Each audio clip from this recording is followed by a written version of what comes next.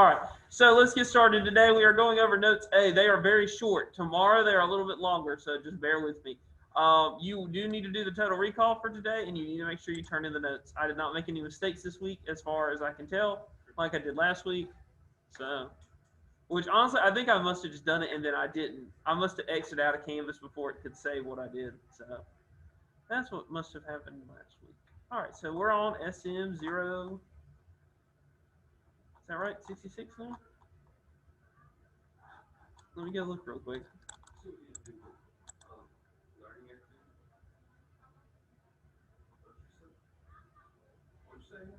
You need to do total recall after I do the notes? Yeah, is that what you said? Yeah. Okay. I was getting a little confused. There was learning activities yesterday. There was that do this activity 1 and 3 and then complete the post test. But yeah, it's SM66. Okay. So SM066. So this is all about managerial consideration in directing. So what? So let's get through this. I am recording. Make sure I'm doing this. And now. And screen sharing. All right. So what? So what's your favorite film? Do you know who directed it? The director of the movie plays a pretty important role. He or she oversees the making of a film from start to finish. The director makes decisions and gives instructions to others. He or she helps guide the writers, actors, procedures, and crew members to put together a great end product. Without the director, it would be difficult to make the movie at all. That's why the director receives so much praise when the movie is a success. Miss Haddett, you want to come in and watch me go over these notes? Okay, that's cool. I'll have Mr. Bryson and Mr. Spencer done on someone. Yeah, Mr. Spencer. I'll give it one. The English teacher?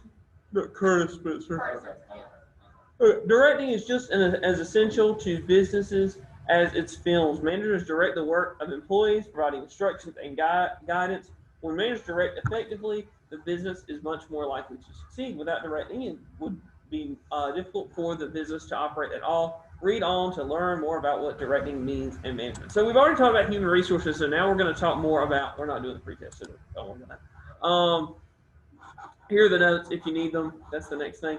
But we talked about human resources a lot last 2 weeks. So, because I basically went over notes with y'all about human resources, and then last week I went over notes with human resources with those kids, and it wasn't like, it was two different sections, but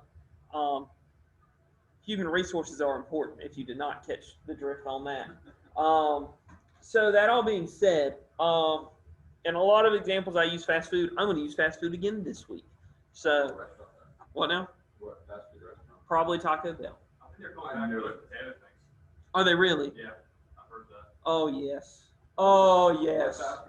You know what else was really nice recently? I was driving to school yesterday morning, and right at the, what is it, the Mills Market? Is that what it's called right there at the Hollywood Crossroads? There was a Pepsi truck, and it was a ECU Pepsi truck. And I was like, oh, life is so much better again. Now that Pepsi is back in Minji's, life is 10 times better. And this pandemic is going to end because of it. I guarantee it. Also, I got to tell y'all my theory about the pandemic as well. I have a weird theory about the pandemic, but I'll say that after. ECU has like one of like very few Starbucks trucks. Really? There's like 3 in the nation. ECU has one. I did not know there was only 3 of them. I knew that there was there because I used to pass it, and there'd be a line. Y'all, literally, when I used to walk like home from my one class my senior year, there was like a line of like 20 people in that Starbucks line, and I'm like, how do you have time in your day to like just sit in a Starbucks line like that? That's insane. It's overpriced. It is really overpriced. It's like, I don't know if it's still free, but I remember when it came to ECU, it parks in front of my dad's office. Mm-hmm. And so whenever I go see my dad at his office, I just go steal candy bowl from, like I steal candy from his candy bowl. Yeah. And the Starbucks truck is always there. I'm like, I've never seen Starbucks truck. He's like, dude, there's only 3 in the nation that ECU has one. It's insane. Direct to success, man. We'll use Starbucks as an example. The role of a manager is complex and involves several functions. However, the function you may associate most closely with management is directing. The management function of providing guidance to workers to achieve goals. You've experienced directing before. Your teacher directs you to study for your test tomorrow, your parents direct you to clean your room, or your boss directs you to clock in and out every shift. Directing isn't just telling people what to do, though. When directing, managers guide and oversee the performance of employees to make sure that they are working toward the company's objectives. So, honestly, this all comes down to leadership, making sure that you are setting kind of goals for your team and then trying to help them make sure they accomplish these goals. While all the functions of management are important, directing is considered the heart of management. Directing is what sets managers apart from employees. Without it, the other management functions, planning, organizing, staffing, and controlling, wouldn't have much value. As you can see, we're going over all these sections. We're going over staffing. We're going over the organizing and planning and all that. They all play such a vital role. It's not really that one thing is more important than the other, even though human resources was a large part of all this. Again, the human resources part is important, but if there's no one to tell people what they need to do, then human resources kind of just fall at the wayside without a good director. Now, at the same time, something I've noticed, there's an episode of The Office that talks about this. Again, who's watched The Office? Few people. Basically, there's an episode of The Office where Andy is the boss later in the show, and he leaves on a boat and is gone for like weeks on end. He's gone for like 3 months. And basically the office runs itself and is fine. That sometimes works. There's been days where, because our principal's our director basically, there's been days where we end up finding out that the principals really weren't on campus because they were at a meeting. And the school runs perfectly fine. It's how it kind of works sometimes. Once the director has given those kind of objectives, once you've been set in a role, the director doesn't become as important, so that is kind of important, or your manager does not become as important. It's really when you start hitting, like, when you need to reestablish goals, when you need to, get employees back on track, or if something's going wrong and, like, figuring out new ways to fix it. There's tons of things the director does, but at the same time, as we talked about in that last section, human resources are most important because sometimes the business can even function without the manager present. Now, not all the time, obviously. You can't just start a business and say, we're not going to have a manager. We're just going to have employees. Well, that doesn't work very well. It just kind of depends. But I just wanted to bring that kind of thought process in. Not that The Office is the most accurate show, but I have witnessed in my own life. A lot of times, if a company has already had good direction and they've had good leadership, most of the time that leadership can step away for a little while and it'll be fine because the employees know what they're supposed to do if there's good leadership involved. But if you're not giving direction, telling employees what tasks to complete, offering guidance, and explaining why tasks are important, employees won't be able to successfully complete their work. Your business probably won't amount to much. Directing is the point from which the actual work starts. It is the source of employees' energy and performance, and it maintains the healthy functioning of business. Again, like I said, if you've had me for Word and PowerPoint, or if you had Miss Haddock for Word and PowerPoint, or somebody in here, multimedia even, a lot of times what we would go over a project with you, and then we'd let you have at it. You might have a few days. This class is a little bit different. It's more lecture-based, kind of the same with business law, but like even some of our classes, we'll just kind of, once we've given you those requirements and those details and the things you need, you're free to go work. PowerPoint. You just told us you're doing this today. Yeah, exactly. And that's how a manager sometimes needs to work. Sometimes a manager needs to be more hands-on depending on the situation. In this class, for instance, I'm a little more hands-on with what I'm talking about. Like, for instance, right now, I'm talking to you more about it because it's more lecture-based. So it just depends on the situation. But you do have to have that starting point because even in Word, PowerPoint, or multimedia, if the first day I came in and said, all right, go for it, how do you know what to do? Like, you don't know what to do. So I've got to give you some kind of direction. I've got to direct you to what you need to do so you can be successful. All right, importance of directing. It's kind of a long one. I don't think there's much in this section, just to be honest with y'all. We can preview it real quick. There's that, and then I think that's the summary. Yep, so we literally have like 2 full things, but we might actually watch this video because it actually looked like it was somewhat better than some of the other videos that have been on here. All right, so importance of directing. So directing is a vital aspect of management process. It provides many important benefits for an organization. It is the starting point of action. Like I just said, if you don't have that direction at the beginning, how do you know what to do? When a manager is directing, he or she is telling employees what to do. how to do it and when to do it. Without direction, employees would be a loss for how to do their jobs. Again, very simple. If you don't tell somebody when something needs to be done, what they're doing, and how to do it, then they're not going to know how, and they're not going to get it done, and they're definitely not going to get it done on time, which timeliness is probably everything when it comes to running a business. If the marketing manager does not tell the copyright what to write, the designer what image to select, and the assistant when to schedule the emails to go out, the marketing company probably won't happen. Campaign won't happen. So again, very basic stuff. If you stop doing some of these processes, eventually work's not going to get done and your business is going to fail. It coordinates individuals' work and effort.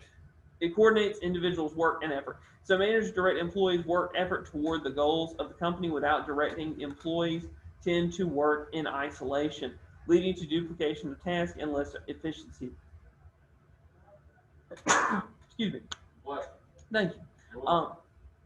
Again, we talked about this earlier. It's important, and this is when we talked about organization. It's important to have organization, but it's also important that that director is overseeing that organization. Because if I'm running a business in here, and Nick decides to be an accountant, and y'all all are salespeople, and y'all start like writing down what sales you make, and like you start doing some of the accounting work on your own because you don't know that Nick is doing the accounting work, then y'all are going to start duplicating what Nick is doing. So it's important for me as the employer to tell you, hey, you don't need to worry about that. All you need to do is make your sales and then send your information to Nick, and then Nick will do that part and we're good. So you've got to communicate that organization we talked about earlier. It's a little weird that we didn't talk about directing first in a business management class, that we went to organization and then directing, but I'm assuming maybe it'll all work out in the end. It motivates employees. So when managers provide direction, they give employees the motivation they need to get to work they've been assigned. Managers explain to employees why they should put forth effort to achieve goals and improve performance. Do y'all get more work done when you're here on campus on this week, or do you do more work while you're at home? Here. You probably do more work here. So and why is that? Because you have someone in front of you telling you what to do and directing you. No drive. And also that's a little bit of a maturity thing. As y'all get older, you'll probably get more into doing your work. Also, when you're paying your tuition or you're got a scholarship or whatever it may be, and you need to keep your grades up, there'll be a little bit more motivation for you to work at home at that point too. Whereas now, it is what it is. So, not saying you shouldn't try in school, but you get what I'm saying. When it falls on you and you're not just having to be there, it does make a difference. It provides stability and structure. Employees who do not feel secure at work are less productive. Companies struggle to survive without stability and structure to guide their work. With effective communication, this is the biggest thing. I talked about this at the beginning of the semester. Supervision, guidance, and leadership managers give employees the stability they need to do their work effectively. I mean, even think about it. If you start working for a company and you start realizing that they're not doing anything effectively, you're going to start realizing, I probably need to look for a better job because this thing's going to go under. It initiates change smoothly, so change is tough no matter how large or small the organization is. A strong directive manager helps make transitions smoother and provides the guidance employees need. It ensures resources are used efficiently, so companies need to use their time, money, and material supplies efficiently to stay afloat. Remember, we talked about resources earlier when we kind of started talking about human resources. Resources aren't just, if you're running McDonald's or Taco Bell, cheese is not just the one resources, and burgers and all that stuff isn't just your resources, but your time and your money and your employees are your resources. So just always remember that, because that's something kind of we can look over really quickly.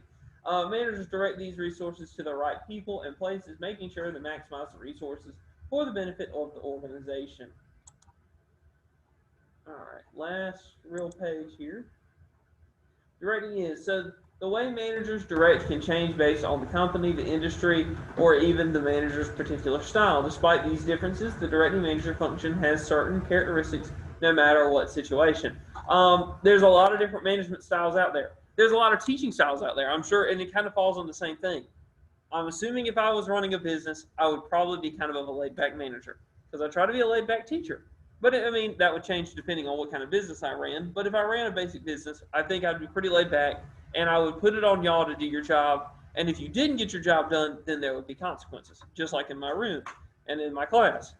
I put it on you to do the work you're supposed to do. If you don't do it, you're going to have a bad grade. I think it's pretty basic. I'm not going to hold your hand and do the work with you sometimes. I mean, sometimes I might go over something with y'all, obviously, but I'm not going to hold your hand, but I'm also not going to be on your case 24/7 and say, hey, you can't be on your phone, you can't do this. And some managers might be more like that. Some managers might be like, you can't be on your phone during work hours. And you could end up seeing the benefits and the detriments from that, but it would all come out in the wash again. And it depends on the kind of people you are hiring. What is right for Patrick might not be right for Nick, and what is right for me might not work for other people, if that makes sense. So it just all comes down to, management styles have to work with your employees as well. So, and I think these are some different ones. Also, I'm sure y'all seen like the memes over like the NFL quarterbacks, like the type of leadership they have. Like they were joking, like Patrick Mahomes was leading by example. He's at the front leading the way. Yeah, and like there's some quarterbacks who are like cracking the whip and getting everybody else to do the work, and then there's some that are like encouraging and but they're also pulling along. There's different ones. There's tons of those little different memes, but and it all stems back from kind of the leadership styles that people have. So pervasive. So directing happens at every level and every department throughout the organization. Everyone from the CEO to the first line managers direct his or her staff. Continuous. So directing is always happening. It does not necessarily have a start and finish. Managers must always provide guidance and supervision. So there's also that type of management. People focus. So interpersonal communication are the foundations of directing. So the human factors must be taken into account. The relationship managers form with their subordinates are essential.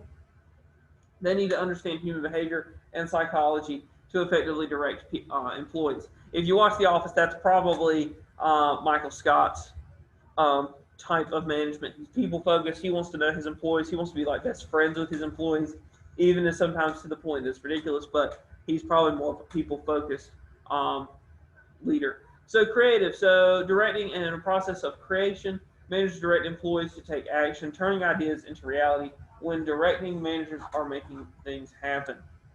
Executive. So directing flows from the top down. Lower level employees need to adhere to the authority of their managers, or they won't be likely to follow directions. Managers need to know how to delegate to their teams so that all the necessary work is completed in the most effective way. To learn more about the importance of delegating, watch the positive and negative examples of this video. All right, let's watch it.